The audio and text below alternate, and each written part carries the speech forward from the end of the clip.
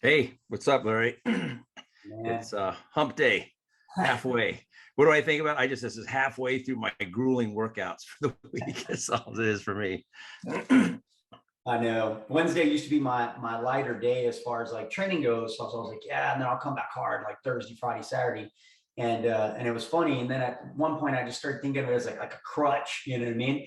And so I started saying, no, the heck with that. So I started making Monday, Tuesday, Wednesday the hardest days possible. And then Thursday I could barely move. And then Friday I'd start to come back slowly. And then Saturday I could hit it again. And Sunday I was just dead, you know. So that's always It's been good a stuff. long time since I've been training this hard, so Yeah. it's getting back in the groove. No, it's awesome. It's really been cool and super inspiring because you've been posting photos and stuff like that and kind of plotting and showing your progress, which I think is really cool. You know, how's it feel to be chomping away at something big? Yeah, because most people at my age start to give up, and they figure, well, no sense of working out. Don't have to do this anymore because I'm getting old. We're going to talk about goal setting today. Actually, that's kind of our topic.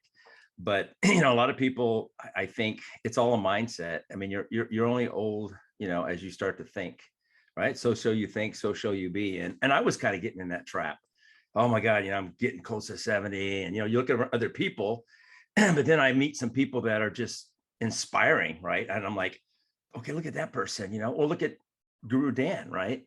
At his age. I mean, just, or I saw Wally J, when he was, way in his mid 80s. And these people are like, they think like they're, 50 or 60.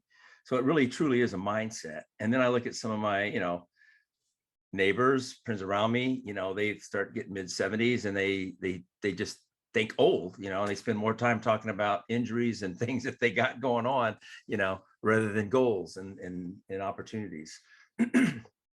Yeah, no, I agree with that, and I'm glad we get to hit this topic. I remember you and I were talking just within the last probably week, and it's something that we've actually gotten some big feedback on. I think from a lot of our audience, where they really enjoy these times that we talk about some of the goals that not only we're setting, but maybe what other people have set, right?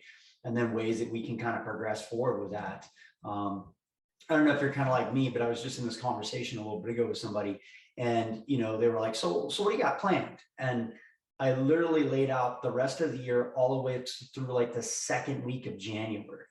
And they were just like, what? Like, really that much? And I'm like, yeah, somebody the other day was even kind of like on, oh, what plans do you have? Right. And I was like, well, let me tell you, boom, boom, boom, boom, boom, boom, boom, And he's like, so it's pretty interesting that you live that way. What does that make you feel like? Right.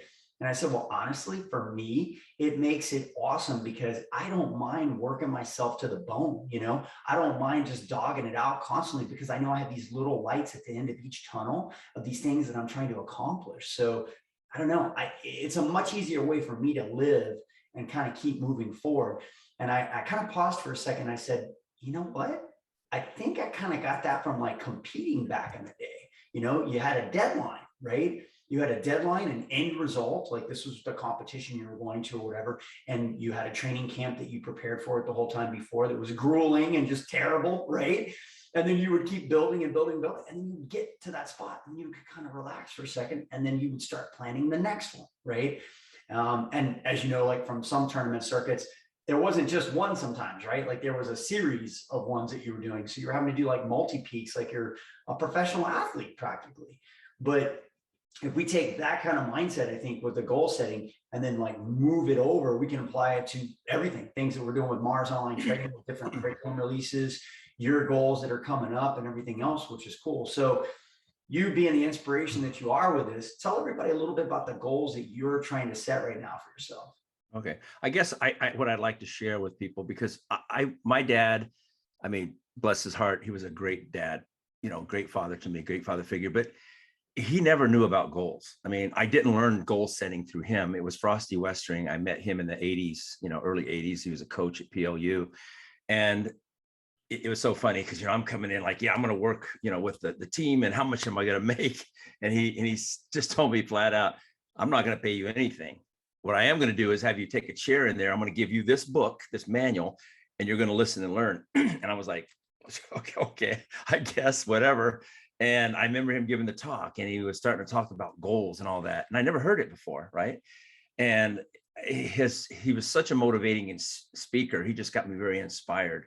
And then that's how I started reading a lot of books. When I worked at Boeing, I check out, I started learning about, success and goal setting. And then I met Bob Moad. I got his books and I started learning about goal setting. And when I learned about goal setting, that's when everything started to change in my life. I mean, my school just blew up when I first started. I went to like 475 students in a year. I joined EFC and I would set goals. Look, I want to work with the Seahawks. Bam, I'm going to go do movies, right? And I would start to do that. But there was a big difference before when I understood the process of goal setting and wishful thinking. I used to be a wishful thinking. A lot of us are, we're dreamers. Oh yeah, I'd like to be in movies. I like to do that. But when I actually would sit down and come up with a plan, and write it down and start defining what my obstacles might be, and break my plan down like you do, hey, here's my 6-month, here's my 12-month, here's my year, which I did in my martial arts school, which I still do in my personal life, my financial, family, all the things that I want to do, my trips that I plan, I'm looking out that. And a lot of people, Larry, unfortunately, they pretty much just live day to day, right? They get up, oh, I think, what am I going to do today? But here's what I found out once I really got hooked on goal setting. If I don't have worthwhile goals to go after, and it's not in my life, I'm actually depressed. I get down. It's like, I just feel like, God, I mean, what, you know what I'm talking about, because you're a goal setter, right? Because it's people, I remember getting on the plane heading to China, when I got the role for American Shaolin, and I was on the plane and my family came to see me off. And I got there and all of a sudden I started crying, and tears came out. And you know what it was? It was that I just can't, it happened, right? The goal of all that hard work. And that's what it was. It wasn't the fact I was going to be in the movie. It was all the hard work that I put, the training, everything that I got ready for this. That's what the reward was, right? It's like, yes, and so now you ask me, my goal now, because I was getting out of shape, I gained weight. I actually shot a whole series of some of my tutorial stuff that I was going to start on my site. And I started looking at the footage and I'm like, no, man, look at that gut. I can't put that out there. Right. I was telling my wife, I'm going to have to reshoot this. I got to go on a diet. I got to do that. But then I went on, nothing happened because why? I forgot. I didn't write down my goals. I've been telling myself for years, oh, I'm going to lose weight. I'm going to get ripped. Right. And I thought, you know what? Here I've been teaching goal setting all my life practically, and I'm not even following what I teach. So I went back down, wrote down my goals. This is the weight I'm going to be at this state. This is the amount of muscle mass I'm going to put on.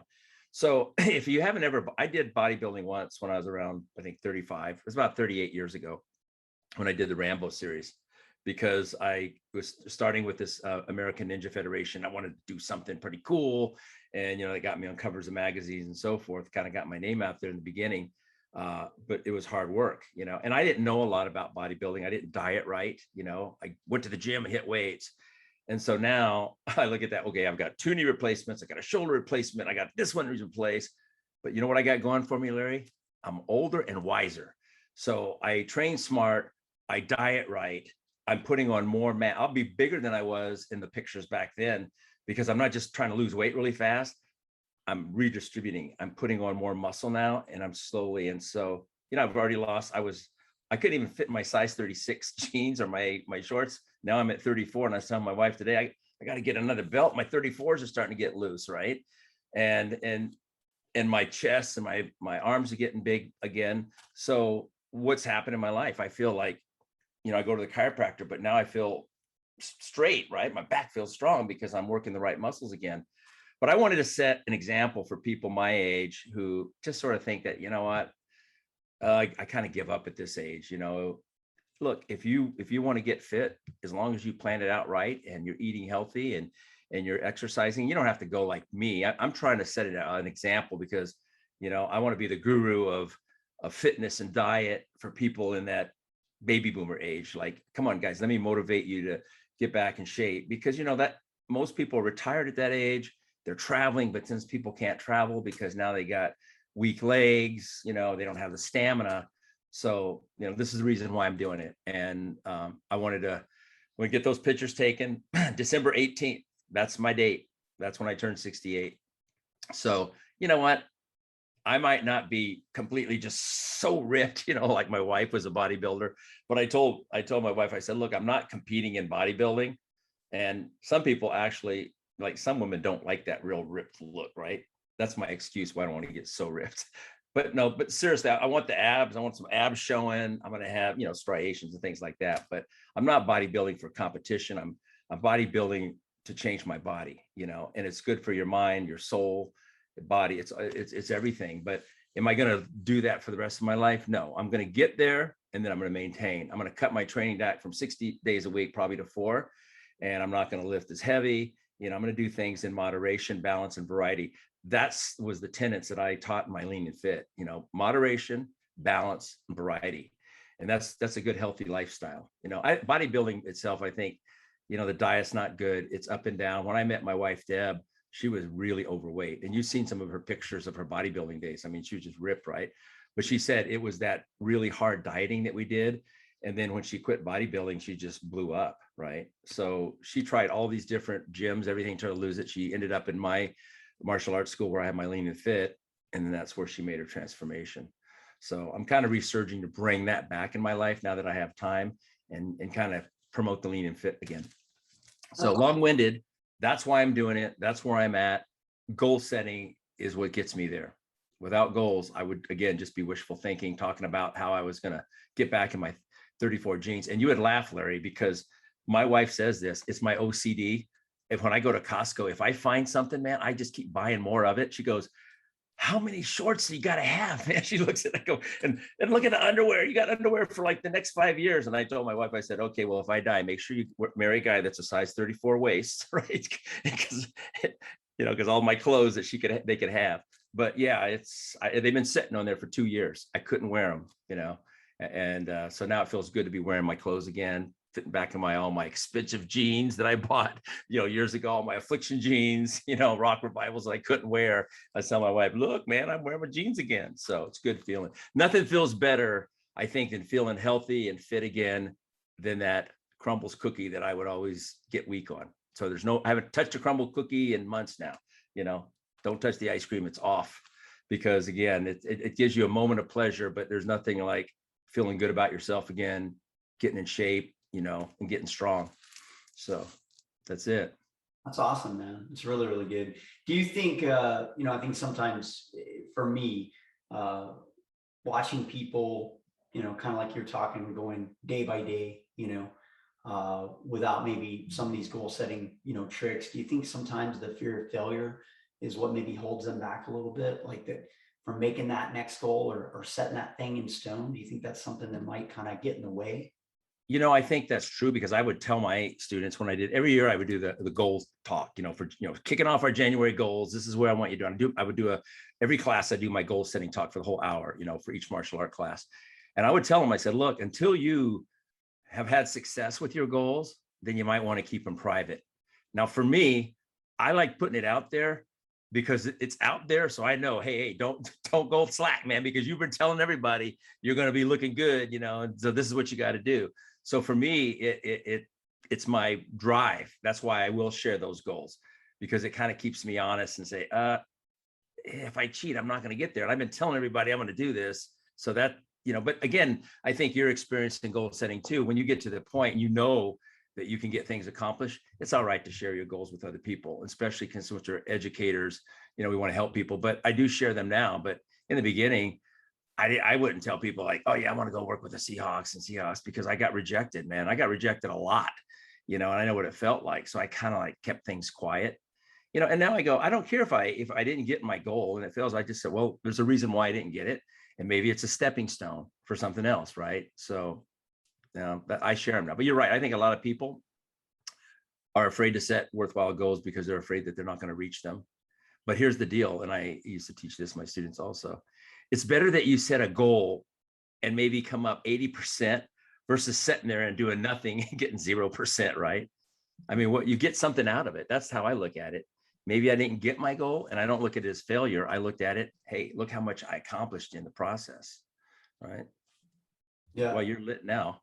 Yeah, I was blowing it up. I wanted to go. I knew I had this quote and I was like, man, you reminded me of it, which was cool, but it's 100% right what you said. It's the old Bruce Lee quote. It's a goal is not always meant to be reached. It is often serves simply as something to aim at. Yeah, I think that's very true. Because there are 100. a lot, I mean, there's quite a few goals that I planned and didn't never came about, right?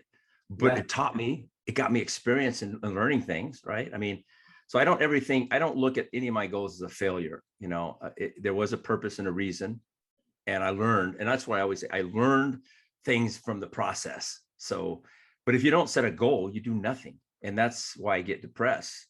If I don't have a goal, then I'm kind of sitting there like, okay, what am I going to do today? What do I do? But when I was working with Joel Grimes, he told me, he says, look, if you want to be really good at photography, he says, do 50 self assignments. I mean, a lot of photographers will do the same thing. They go and shoot a family, same lighting set, whatever. He says, just do 50 self assignments, go get a model, try different lighting, do these things. And he was right. In 1 year, I did 62, I think. I went over, but my quality of my work went from here to here, right? And so maybe I didn't become a star in the photography world, but man, I gained a lot of ground, right? So, I'm very confident now in my ability in lighting. I mean, from Joel, he's one of the best photographers in the world when it comes to lighting. And I learned from him, and, he lives like 15 minutes. We're good buddies, but I know how to light, and I can do it quick. Like we just went to, we did a shoot, like a group shoot, Thornwood Castle up in Lakewood, Washington. I mean, I'm just up, bam, 2 shots. I got it. I know what I want. I create the mood I want, and it's that fast. When I first started, it like took me forever to like set up my lighting, and I'd go, gosh. And I used to like tell my hair and makeup, hurry up, hurry up, hurry up. We got to go because I don't have a certain amount of time because it took me forever to set up a shot. Now I care. I go, I only need like 5 minutes. Bam, I'll get my shot. But that's with anything that we do. And I think in the martial art industry, and I see this with my black belts, one of my black belts said to me the other day, he goes, I don't care how long I train, I'll never be good as you. And I go, that's probably true. You probably won't. And I said, and the only difference is because I'm different than you, right? I live and breathe. I'm very focused. I'm OCD about it. When I want something, man, I just work, work, work, work. And so you just got to understand that you get good at martial arts because you do it all the time, right? You're always doing it. A lot of your students who come in, right? They come in twice a week. They think that if they come in twice a week, they're going to be awesome black belts. I just have never seen anyone become an awesome black belt by only coming to class twice a week. It was always that person that just, training all the time. Can I do extra classes? Seafood, can I come in? Yeah. They're the hungry ones, right? That's your top students. But that's like anything in life. What you put into it is what you're going to get back. And, that's life, man. And I think it's anything. We're finding that doing our site, right? When we're working on our website, right? We're going to make this an amazing site. I mean, the effort you put into it, and I put into it, and Ron's put it into it. We're looking where this is going to be a year from now, or 2 years, 3 years. I mean, we have goals. We're setting our goals, even though we're working on updating everything that was there. We're making some changes, but we have big goals that we're planning down the road. We want to make this the best, basically 24-hour school academy that you can log in and come in and test for rank and go through certification. We want that ability for people to do that, because there's a lot of people who are remote that can't come to a martial arts school, right? Or they wanted to train with Ron or you or me, and now they have the opportunity because we're creating that access to that, and they'll have 24 access, and they can test, and they can kind of go through and eventually become an instructor if they choose to. Yeah, no, I agree. And I think a lot of that fuel for us to make that great it's not even about us. I think a lot of that fuel, just like we're all martial arts instructors, our goals are their goals. You know what I mean? So we're hearing from the front line, so to speak, those students that are using the portal and actually taking advantage of all the different things from live classes and whatever else. And they're giving us feedback, they're messaging us, and we're talking about that in our meetings and trying to make this thing that really special thing that's going to help all of them crush their goals. You know what I mean? So I think it's a big deal. I mean, I had a quote, this guy, Richard Norton, right? Okay. Really cool cat. And the quote that I read was pretty cool. He said, be the student you want your students to be. Right. And I think that summarizes it perfect, because, we're not just setting goals for them, we're setting goals for ourselves, and we're trying to work our bottoms off. How many late nights have you been up on this one, right, Cliff? You know what I mean? So we've all been it out, which is really, really cool. So I'm excited. I really am, man. So I'm excited about where we're going with it. And I'm really excited about this topic, because I think we can go forever on this one. But I'm excited. We've got some guests coming up to talk about goal setting too, which is cool. And we'll just keep rolling it out, which is good. So, but yeah. I think, when Ron asked if you and I would come aboard, when it first got, oh yeah, we'll help, we'll work the site. But I just see so much so much opportunity and possibility that right now the college AKD has just never been grown. It has been stagnant. But for us to organize it and help people run their business, since we're both business school owners, we know how to do it. We ran schools. I ran mine for 25 plus years. And have, ad copy, things like that, because you have an awesome photographer right here, right? They're going to create amazing, ad copy for people that can do it. We can be organized, and we can really start to build and help other school owners who are under, our Mars organization to be successful, not just as martial artists, but really successful business owners. Yep. No, I agree. I totally agree. We're on point, man. It's going to be pretty awesome. So I'm excited about all the stuff we got planned. There's a couple things coming up too on the calendar, right? We got to hit that real quick before we finish up. As most of you guys know, we talked about a double black belt under me over here, longtime Mars student, awesome. Her name is Jamie. Her and Frankie, her little son, used to train with me as well. They moved just north of Austin for a while now, so they've been out of town for just a little bit, and they unfortunately lost the father figure of their household, Sean, to COVID. So we want to come together a little bit, try to help everybody out, do something really neat for the family. And so we've been doing a GoFundMe to raise extra funds for them. And one of the things that we're going to just do to kind of push this over the top is we're going to take our normal free Kali class that's on a Saturday that Guru Ram will teach, and we're going to supercharge it. So one of my other black belts is driving in from Houston to teach her in Austin. His name is David Cantu. Myself will be teaching. We've got Troy Miller out of Colorado zooming in. Then you've got Ron Balicki, and then you've got Professor Nicolas Saignac on as well, which is cool. So whether you guys can just donate $1 or you have more to give, that's awesome. Please do. We're super grateful for it. But we'd love to give you a chance to train with all of us, and then also do something really neat for somebody in our family, right? So that's going to kick off on Saturday. There's a bunch of times I'll post them in, so you guys will have them. But y'all come on, it's a great way to train. You don't even have to leave the comfort of your own home if you don't want to, right? So it's all going to be right there on a Zoom link, which is cool. And then on top of that, you guys have a chance to head over to both North Carolina and South Carolina and train with Ron out there, which is awesome. So they're going to be bringing him out to do 2 one-day seminars at each of the schools. So follow those links, and you guys will be able to get a chance to participate in that. And then I know the one more thing that he's got on the calendar schedule is we are taking him to the blue water of the Caribbean. We're going to be on the island of Cozumel, Mexico, doing our 2nd Caribbean camp. So I have a chance to train with both Ron and Nicolas Saignac in person there on the island. Every training day is built where we're going to train for part of the day, and then we're going to go do an excursion for part of the day as a group. If you're like me and many of the other people that are going, we're not just going for a 3-day camp. We're training and doing the excursion for 3 days, and then we're hanging out in Mexico for about a week. So I know that's all part of the goal setting routine though, right? So we set the goal, we set the date. Now we're going to be there. After all that hard work, we get to have a little fun too, right? So which is kind of neat. So did I miss anything?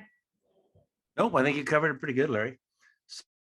So within the weeks to come, we'll have some, special guests, not necessarily martial artists, but people who have, set goals and accomplished them and have made some transformations. I'm excited, man. This is going to be a good one to kick off, and then and hopefully in a couple of weeks we're going to see Ron back as well. I know he's got instead of a Kali stick in his hand, he's had like a hammer and a sledgehammer in his hand, right? So he's got a big goal that he's accomplishing with his house right now. So big kitchen remodel project. He's got to get his kitchen clean so he can get back to work. Right. I'll tell you what, since the pandemic, if you had a question about how to fix up your house, that's the guy to call, right? He's become like a guru of that stuff. You know what I mean? So I'm pretty impressed. So, but be some good stuff.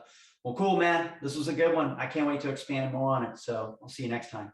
All right. See you, Larry.